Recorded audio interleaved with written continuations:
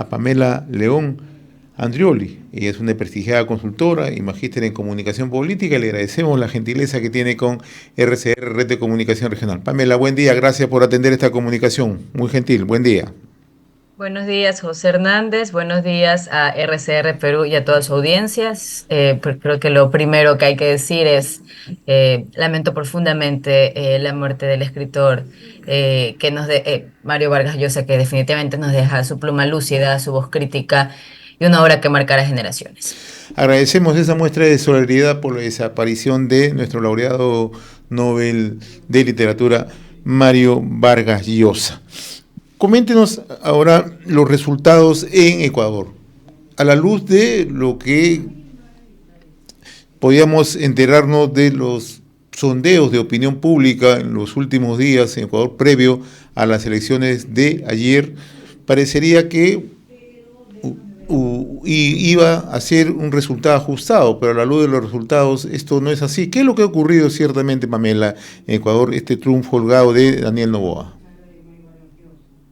José, creo que en efecto no suele pasar, digamos, que ante una polarización tan definida, es decir, con una diferencia de apenas 0,17% entre ambos, eh, se generen, digamos, estas distancias. Sin embargo, creo que es importante destacar que eh, hablar de un eventual fraude sin fundamentación, no solamente que puede erosionar aún más la confianza en las instituciones democráticas, sobre todo las electorales, sino que también puede deslegitimar el proceso eleccionario en sí, si es que esto no tiene fundamentos. Ya lo vimos hace unos años, por ejemplo, como el candidato Guillermo Lasso aplicaba o aducía fraude y se cayeron cajas vacías, digamos. Entonces, si la candidata González alude a una situación de fraude, lo interesante sería es que esa fundamentación llegue pronto.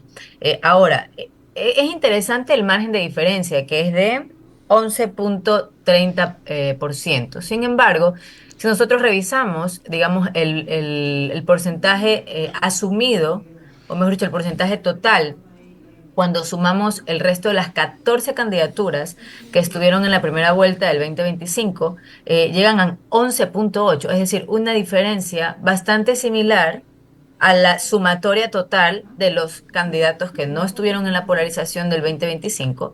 Y eso podría tener una hipótesis. Y esa hipótesis podría ser que una gran mayoría de aquellos que se decantaron por otras candidaturas, tenían como su segunda opción al presidente Daniel Noboa. Y eso pudo haberse hecho un poco más visible o se pudo haber habilitado ya ese espacio a ejecutar ese voto de segunda opción en esta segunda vuelta. ¿Qué cree usted que ha pesado más en la elección o la decisión del elector ecuatoriano? Al igual de lo que ocurre en nuestro país, uno de los principales temas, punto crítico, es el tema de la inseguridad, el avance del crimen organizado. Pero, ¿qué efectos cree usted que pesaron en el elector ayer para decidirse por Daniel Noboa contra una candidata que en los últimos meses daba la impresión incluso que podía superar a Noboa? Bueno, allí hay que necesariamente hablar, por ejemplo, de este votante que, digamos, es mucho más pragmático ante ese colapso simbólico que puede haber entre las candidaturas. Este es un votante mucho más utilitario, es decir, no necesariamente se rige por lealtades ideológicas, sino más bien por una promesa de solución inmediata. Es decir, yo mañana debo resolver estas cosas en mi hogar. No hay, digamos, una visión a largo plazo sobre digamos, las problemáticas estructurales que envuelven al país. Y una candidatura que tiene además margen de acción gubernamental, sí que fortalece ese imaginario de ejecución que puede venirle bien a este votante más pragmático, más utilitario. De hecho, si nosotros tomamos en cuenta los últimos acontecimientos, recordemos que hace unas semanas hubo una masacre en Socio Vivienda con más de 20 muertos, en menos de una hora, me parece, la más grande luego de las masacres carcelarias.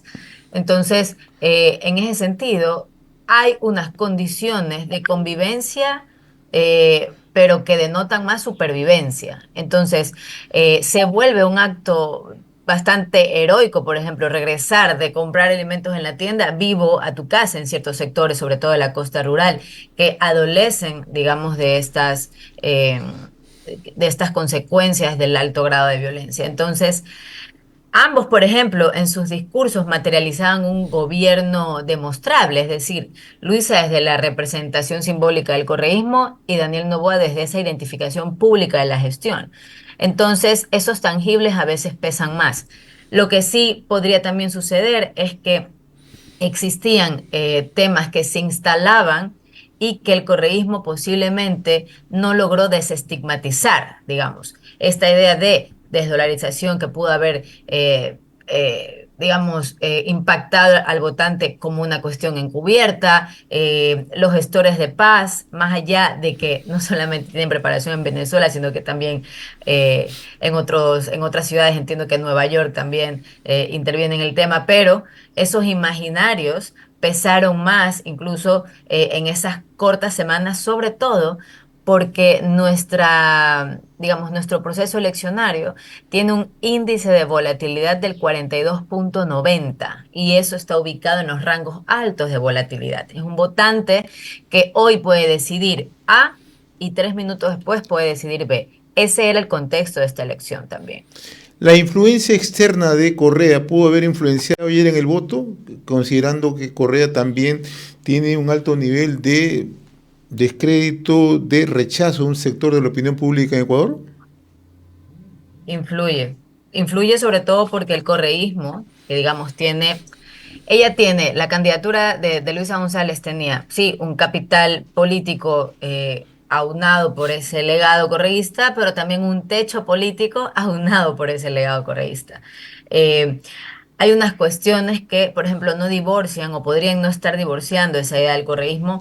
¿Qué rol tendría, por ejemplo, Rafael Correa, digamos, en un eventual gobierno de Luisa González? En el debate se mencionaron figuras que pueden no solamente poner en el ojo público a los nombres, por ejemplo, a Ronnie Aliaga, que está relacionado eh, con una situación complicada a nivel digamos, de la justicia, pero más allá de que sea Ronnie Aliaga, es lo que representa o lo que podría representar, y es ese discurso intenso, ese relato fuerte, sonante sobre narcopolítica. Tiene, por ejemplo, también lo que pasó con los chats de Augusto Verduga, que más allá de Augusto Verduga es lo que podría representar, es decir, esa cooptación institucional que fortalece esa idea del correísmo con Correa.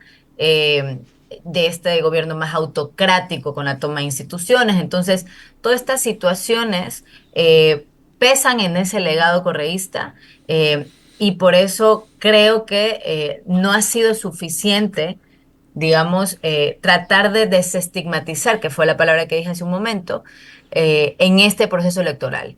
La intervención de ellos como actores de campaña acentúa, sí, esa base conseguida del 30% o a veces más, pero esa base no es expansible, no logran, digamos, fortalecer bases militantes. El hecho de que se haya roto un techo histórico, el techo histórico es netamente porcentual, no necesariamente es un techo histórico que aglutina fidelidades al correísmo, no es militancia. Ahora, el otro aspecto, ¿cuáles cree usted que van a ser ya los ejes principales del futuro gobierno de Noboa en los próximos 4 años? Uno de ellos, naturalmente, es el tema del crimen organizado, cómo contrarrestar, cómo luchar ante el crimen organizado, crimen transnacional. Y los otros puntos de agenda que deberá atacar Noboa, a su juicio, ¿cuáles deberían ser? Primero yo esperaría, sí, que el gobierno eh, respete principalmente, ¿sí?, el Estado de Derecho y la institucionalidad. No podemos tener un gobierno que obre desde la postinstitucionalidad, es decir, líderes carismáticos que exceden la hegemonía de las instituciones formales. Eso no puede pasar y hemos tenido ejemplos eh, que han sorteado un poco esa idea en este periodo de un año y medio. Entonces, esperaría que ello merme y que se respete la institucionalidad y asimismo que las instituciones generen un rol mucho más visible sobre el deber ser de la gestión política. Y bueno, sí, eso debería ser como, digamos, en transversal, ¿no? De allí no hay que olvidar la situación energética, el hecho de que ahorita tengamos luz, recordemos que hubo 14 horas de corte. eh, Hay que, en efecto, ir transparentando esos planes a nivel nacional porque el 80% de la generación de la matriz eléctrica depende de hidroeléctricas. Entonces hay un componente natural condicionante que hay que resolver. Entiendo que el presidente ha firmado con países asiáticos la generación de energía geotérmica. Entonces, hay que generar un plan nacional a largo plazo y no solamente utilizar medidas que puedan llegar a ser populistas para no tensionar la paz social. Lo siguiente, por supuesto, es la seguridad pública. Recordemos que nosotros, según Inside Crime, el Ecuador es uno de los países más violentos de América Latina. Además que tenemos la tasa más alta de homicidios en la región y posiblemente eso pueda reducir la capacidad estatal, hay captura territorial y eso también genera una deslegitimación a nivel institucional. Y por supuesto la gobernabilidad, que está entrampada. Nosotros tenemos una asamblea mucho más estrecha, sí, en relación a los resultados de anoche. Me parece que hay entre uno o dos asambleístas de diferencia entre la bancada de ADN y la bancada de RC. Y hemos visto cómo la asamblea se convirtió en un espacio simbólico de campaña más que de legislatura en donde los asambleístas ocupan también un rol de posicionamiento de imaginarios, de proyecciones de campaña, y eso no le hace bien al país. Una asamblea dividida entre RC y ADN va a ser complicada porque la agenda legislativa solo se va a sostener con acuerdos transversales, no necesariamente más decretos, acuerdos, no decretos. Y eso es una característica que también vimos en la asamblea pasada. Son temas complejos, pero esos tres elementos creo que van a definir, al menos en el mediano plazo, la eficiencia de este gobierno. Pamela León, yo le agradezco infinitamente esta comunicación con RCR, Red de Comunicación Regional. Siempre es un gusto conversar con usted y sobre todo para tener una idea de lo acontecido ayer en el hermano país de Ecuador. Saludos a la distancia y éxitos en Ecuador en esta renovación democrática. Le agradezco la gentileza, muy amable. Muchas gracias, José, y muchas gracias a RCR Perú por la invitación. Muy amable. Conversamos desde Ecuador con Pamela León Andrioli, reconocida consultora y magíster en comunicación política.